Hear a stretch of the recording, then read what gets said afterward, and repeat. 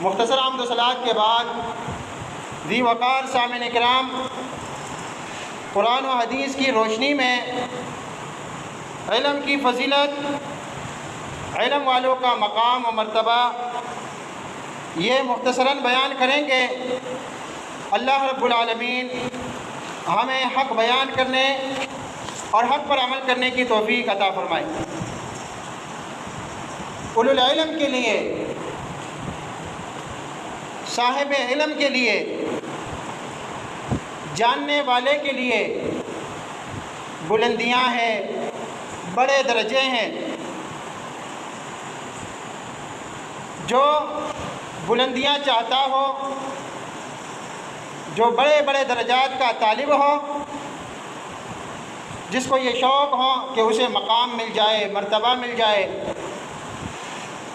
جس کے دل میں یہ طلب ہو کہ اللہ تعالیٰ کے ہاں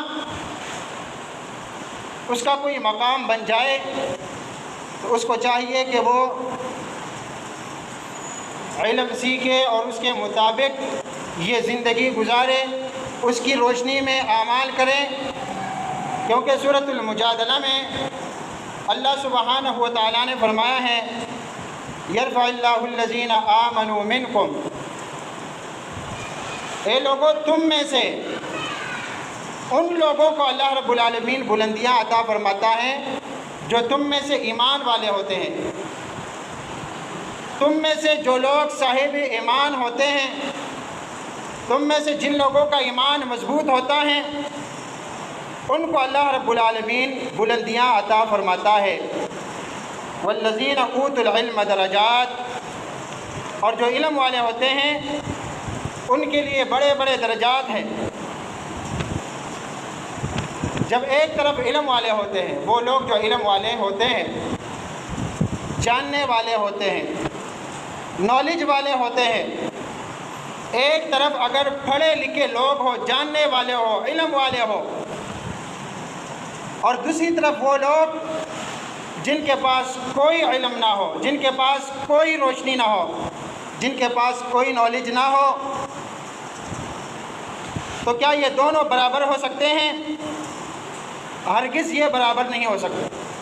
اور جب بندہ دیکھتا ہے کہ ایک طرف علم والے ہیں، دوسرے طرف وہ لوگ ہیں جن کے پاس علم نہیں، جن کے سامنے اندھیرا ہے، روشنی نہیں، تو انسان کیا چاہتا ہے کہ کیا ان لوگوں کی فہرست میں یہ شامل ہو جائے جو کچھ بھی نہیں جانتے، جو جاہل ہیں، جو ان پڑھ ہیں، یا ان لوگوں میں یہ شامل ہو جائے، ان کی فہرست میں اس کا نام آ جائے جو علم والے ہیں۔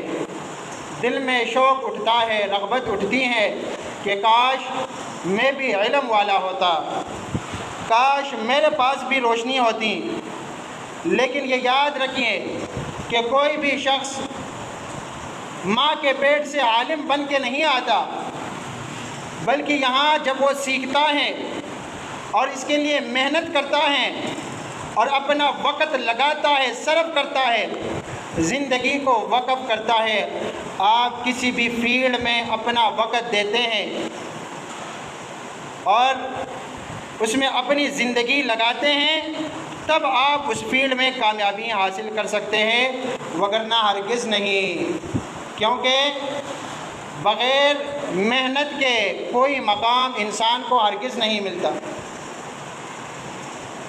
اور امام شافعی رحمۃ اللہ علیہ نے 6 باتیں گنوائی ہیں کہ جس شخص کے دل میں یہ شوق اٹھتا ہو، یہ رغبت اٹھتی ہو کہ کاش یہ بھی صاحب علم ہو، کاش اس کے پاس بھی علم ہو، کاش اس کے پاس بھی روشنی ہو، کاش یہ بھی صاحب قرآن ہو، کاش یہ بھی مفسر قرآن ہو، کاش یہ شیخ القرآن ہو، کاش یہ شیخ الحدیث ہو، کاش یہ بہت بڑا طبیب ہو، کاش یہ بہت بڑا ڈاکٹر ہو، کاش اس کے پاس بہت بڑی ڈگری ہو، بہت بڑا نالج ہو۔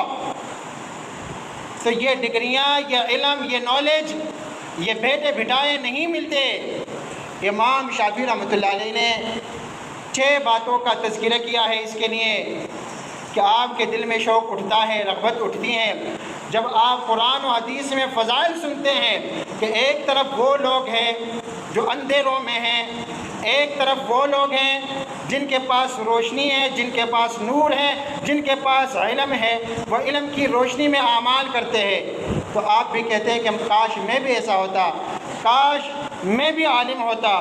تو اس کے لیے امام شافعی رحمۃ اللہ علیہ فرماتے ہیں کہ 6 چیزوں کو جاننا لازمی ہے، 6 باتوں کو عمل میں لانا لازمی ہے۔ فرماتے ہیں اخی، اے میرے بھائی، لن تنال العلم، ہرگز علم کو نہیں حاصل کر سکتا۔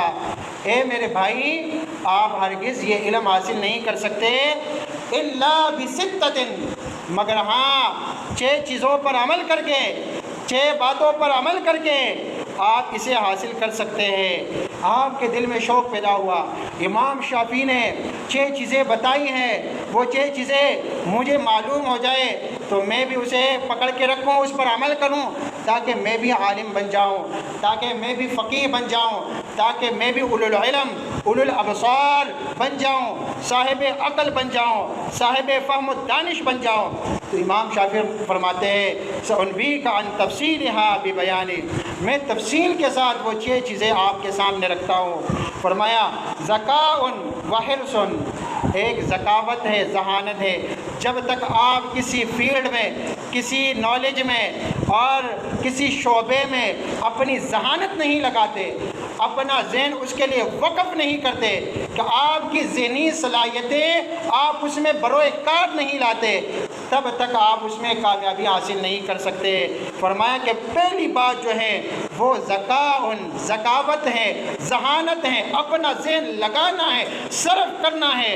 وحرص، اور دوسری بات یہ ہے کہ لالچ ہے، طلب ہے، آپ کے دل میں شوق ہو، طلب ہو، جذبہ ہو کہ آپ نے یہ سیکھ کر دیکھنا ہے، اور آپ اس کے لیے شب بیداری کرتے ہیں، اپنے دن کے اوقات بھی لگاتے ہیں اور اپنی راتیں بھی قربان کرتے ہیں، کیونکہ آپ کے دل میں اس کے لیے لالچ ہے، آپ کے دل میں اس کے لیے حرص ہے، طمع ہے، آپ کو امید ہے کہ میری یہ محنت ایک نہ ایک دن ضرور رنگ لائے گی۔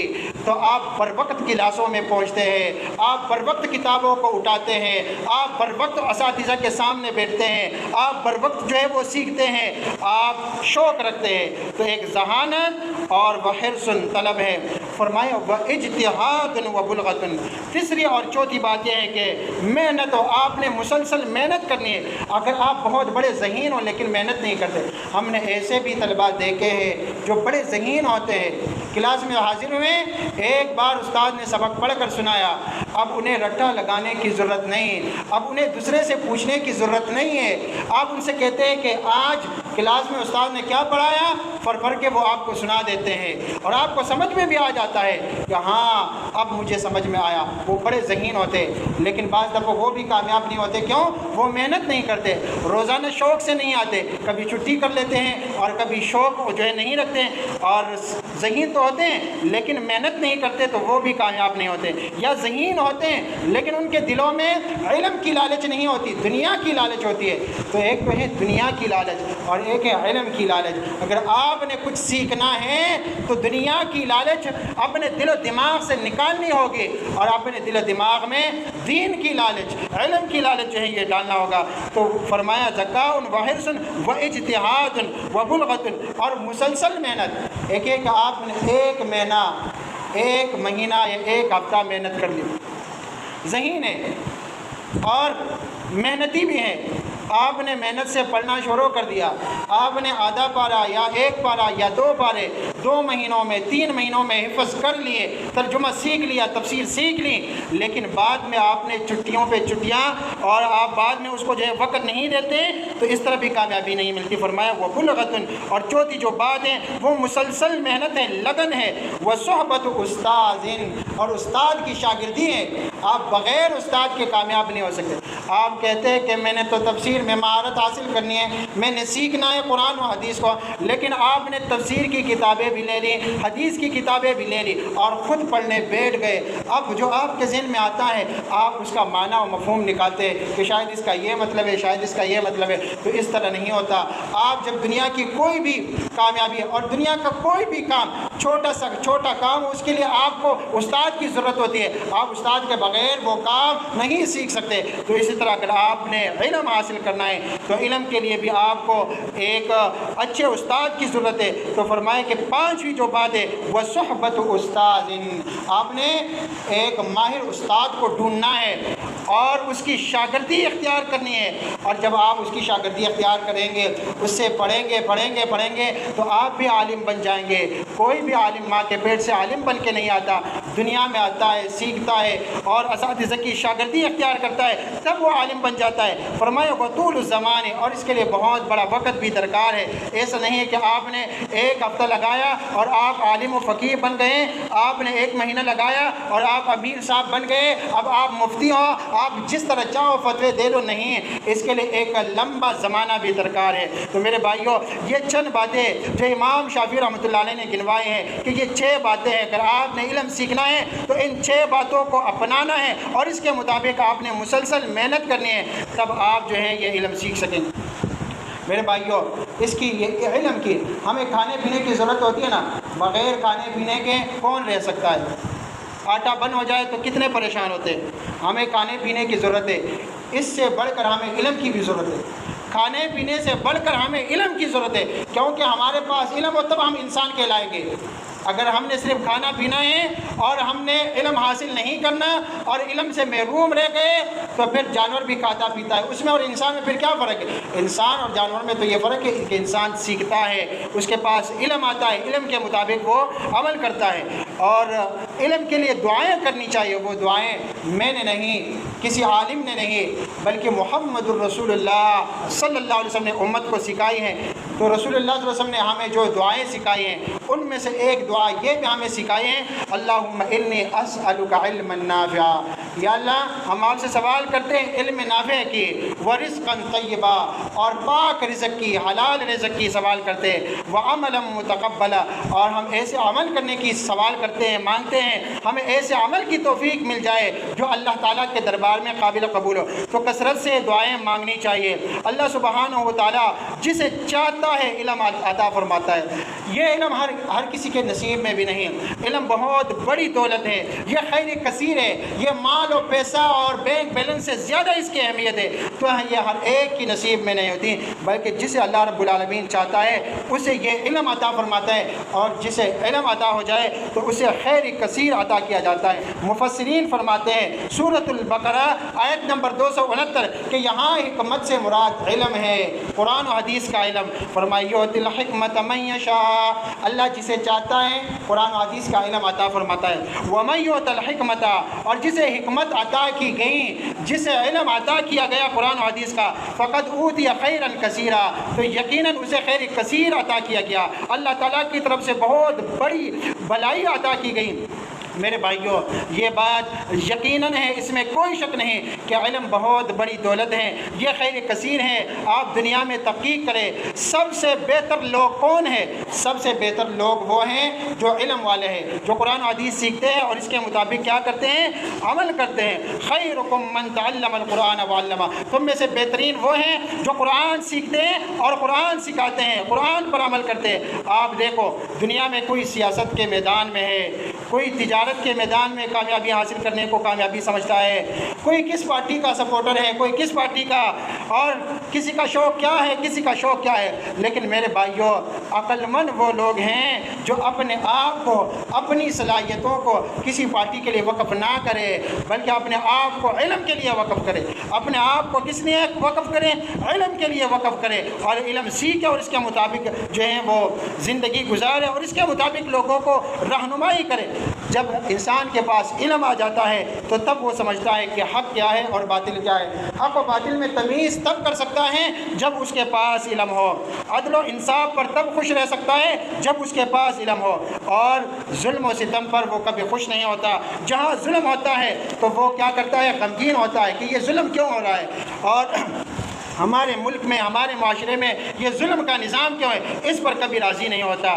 اور ایسا شخص اپنی زندگی میں بھی جب اس پر پریشانیاں آتی ہیں تب بھی یہ کبھی حوصلہ نہیں آتا، بڑے سے بڑا امتحان آ جائے تب بھی مطمئن رہتا ہے، اطمینان والا ہوتا ہے، وہ ڈپریشن میں چلا نہیں جاتا، اور اس کو پتہ ہوتا ہے کہ یہ امتحان، یہ آزمائش اللہ تعالیٰ کی طرف سے، اور اس سے نکلنا بھی اللہ رب العالمین کی طرف سے۔ پریشان نہیں ہوتا، پریشانی تو آتی ہے لیکن اس کے پاس علم ہوتا ہے۔ اللہ رب العالمین نے فرمایا اَمَّن يُجِيبُ الْمُضْطَرَّ إِذَا دَعَاهُ، کون ہے جو پریشان حال کی دعائیں سنتا ہے، جب پریشان حال، جب مصیبت زدہ اس سے دعائیں کرتا ہے، وَيَكْشِفُ السُّوءَ، اور کون تکلیفوں کو دور کرتا ہے، کون مصیبتوں کو ہٹاتا ہے کہ مصیبت آئی ہے اس مصیبت سے کون نکالتا ہے؟ فرمایا اللہ سبحانہ وتعالیٰ، وَيَجْعَلُكُمْ خُلَفَاءَ الْأَرْضِ، اور کون تمہیں جانشین بناتا ہے زمین کا؟ أَإِلَٰهٌ مَّعَ اللَّهِ، کیا اللہ کے ساتھ کوئی اور الہ ہے؟ جب تم پریشانیوں میں گر جاتے ہو تو پھر تمہیں اپنے پیر فقیر یاد نہیں آتے، بلکہ تمہیں اللہ رب العالمین پر اعتماد اور یقین ہوتا ہے کہ اس مصیبت سے اور اس امتحان سے اللہ رب العالمین مجھے نکالے گا۔ فرمایا کہ الہ مع اللہ، کیا اللہ کے ساتھ کوئی اور الہ ہے؟ ہرگز نہیں ہے۔ تب تم جان لیتے ہو کہ اللہ ہی قادر مطلق ہے، قلیلا ما تذکرون، لیکن پھر بھی تم بہت کم نصیحت حاصل کرتے ہو۔ تو علم والے جو ہوتے ہیں وہ کہتے ہیں کہ اگر یہ امتحان ہے، یہ آزمائش ہے، یہ مشکل ہے، تو اس کے ساتھ مشکل کشا بھی ہیں، اور وہ اللہ رب العالمین پر یقین رکھتے ہوئے کامل یقین کے ساتھ دعائیں کرتا ہے اور وہ اس سے نجات حاصل کر لیتا ہے۔ اور صرف اپنے لیے نہیں، کسی اور پر بھی اگر مصیبت آتی ہے تو وہ خوش نہیں ہوتا کہ فلاں پر یہ مصیبت آئی ہے اب مجھے خوش ہونا ہے، نہیں، خوش نہیں ہوتا۔ وہ کہتا ہے کہ اگر یہ ظلم ہوا ہے تو یہ ظلم ٹھیک نہیں ہے، اور اس کے لیے اس کے دل سے دعائیں نکلتی ہے، کیونکہ جو ہمارا دین ہے نا میرے بھائیوں، اس دین کا مکمل دین ہے، اس دین کا خلاصہ اگر ایک لفظ میں ہے تو وہ کیا ہے؟ اگر ایک لفظ میں، ایک ہی حرف میں، مثال کے طور پر ایک لفظ ہے نا صبر، یہ بھی ایک لفظ ہے، صبر، علم، یہ بھی ایک لفظ ہے۔ اگر ایک لفظ میں پورے دین کا خلاصہ تمہیں بتایا جائے تو وہ کیا ہے؟ پتہ ہے؟ وہ ہے خیر خواہی۔ الدین النصیحہ، دین یہ ہے کہ اگر آپ کے پاس دین ہے تو وہ اپنا بھی خیر خواہ ہے اور دوسروں کے لیے بھی آپ خیر خواہی چاہیں گے، آپ کسی کے لیے بدخواہی نہیں چاہیں گے۔ الدین النصیحہ، اس پر عمل کرتا ہے، وہ اپنے لیے بھی خیر خواہی کا طلب ہوتا ہے اور دوسروں کے لیے بھی، اور اللہ رب العالمین سے ڈرتا ہے، کیوں؟ اس کے پاس علم ہوتا ہے۔ انما یخشی اللہ من عبادہ العلماء، جو لوگ اللہ کی قدرتوں کو جانتا ہے اور جو اللہ رب العالمین کی طرف سے آزمائشوں کے قوانین سے باخبر ہے، اور جس کے پاس علم ہے کہ سب اختیارات صرف ایک اللہ کے پاس ہے، بادشاہ حقیقی صرف ایک اللہ ہے، حکومت کس کے پاس ہے؟ صرف ایک اللہ کے پاس، حکم کس کا چلتا ہے؟ صرف ایک اللہ کا چلتا ہے۔ تو ایسے لوگ پھر صرف ایک اللہ سے ڈرتے ہیں، پھر وہ دنیاوی حکومتوں سے، کفار سے، ادھر ادھر کی حکومتوں سے نہیں ڈرا کرتے، وہ صرف ایک اللہ سے ڈرتے۔ انما یخشی اللہ من عبادہ العلماء، اللہ کے بندوں میں سے صرف اہل علم ہی اس سے ڈرتے ہیں۔ سورۃ العنکبوت میں اللہ رب العالمین نے فرمایا ہے والذین، وہ لوگ جاہدوا فینا، جو کوششیں کرتے ہیں ہمارے راستوں میں، لنہدینہم سبلنا، تو ہم ضرور اسے راستوں کی ہدایت دیتے ہیں۔ یہاں راستوں سے مراد کون سے راستے ہیں؟ دین کا راستہ بھی ہے، دنیا کا راستہ بھی ہے، اور امتحانات سے، آزمائشوں سے، مصیبتوں سے، پریشانیوں سے نکلنے کے راستے بھی ہیں۔ جب کوئی بندہ پریشان حال ہوتا ہے لیکن وہ کوششیں کرتا ہے تو اللہ تعالیٰ اس کی کوششیں ضائع نہیں کرتا۔ اسی طرح جو شخص علم میں محنت کرتا ہے تو اللہ رب العالمین اسے راستوں کی ہدایت دیتا ہے۔ والذین جاہدوا فینا لنہدینہم سبلنا، اور فرمایا وان اللہ لمع المحسنین، اللہ رب العالمین کن لوگوں کا ساتھ دیتا ہے؟ جو محسنین ہوتے ہیں، جو نیکوکار ہوتے ہیں، جو اچھے کام کرنے والے ہوتے ہیں، ان لوگوں کا اللہ رب العالمین ساتھ دیتا ہے۔ اور اچھے کام وہ لوگ کرتے ہیں جن کے پاس قرآن و حدیث کا علم ہوتا ہے اور اس کے مطابق عمل کرتے ہیں، ورنہ اپنی طرف سے کسی بھی کام کو آپ اچھا کام کہیں تو وہ اچھا کام نہیں بنتا۔ اچھا کام وہ ہے جو قرآن و حدیث کے مطابق ہو۔ اور کون ہے؟ جب آپ علم حاصل کریں گے آپ کو پتہ چلے گا کہ صحیح راستہ کون سا ہے اور غلط راستہ کون سا ہے۔ جب آپ جہالتوں سے، اندھیروں سے، ظلم و ستم سے دور ہٹیں گے۔ میرے بھائیوں، ہر چیز کی ایک ضد ہوتی ہے نا، علم کی ضد کیا ہے؟ علم روشنی ہے نا، تو علم کی ضد کیا ہے؟ جہالت ہے، جہالت اندھیرا ہے، اور یہ جہالت اتنی بری چیز ہے کہ اس سے انبیاء علیہم السلام نے بھی پناہ مانگی ہے۔ تو ہم سب نے جہالتوں سے پناہ مانگنی ہے اور علم کے لیے دعائیں کرنی ہے۔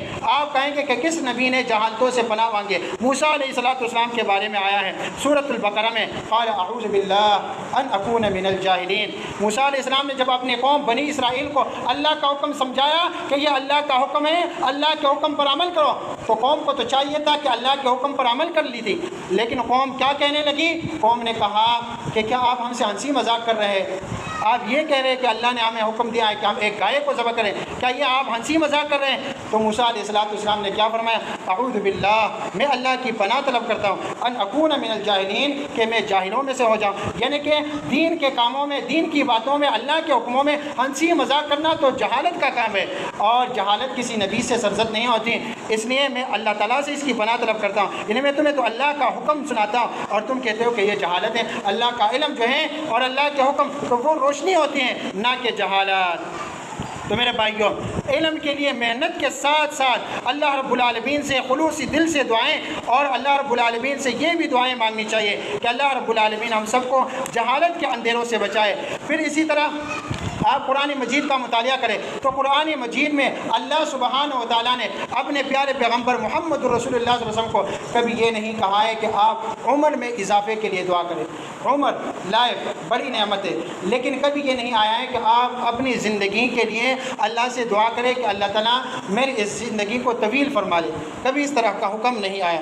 اسی طرح قرآن مجید میں کبھی اس طرح کا حکم نہیں آیا کہ آپ مال کے لیے کہ اے میرے رب میرے مال میں اضافہ فرما لے۔ حالانکہ عمر بھی بڑی نعمت ہے، مال بھی، حلال مال بھی کیا ہے؟ بڑی نعمت ہے، لیکن حلال مال کے اضافے کے لیے دعا کا حکم نہیں آیا۔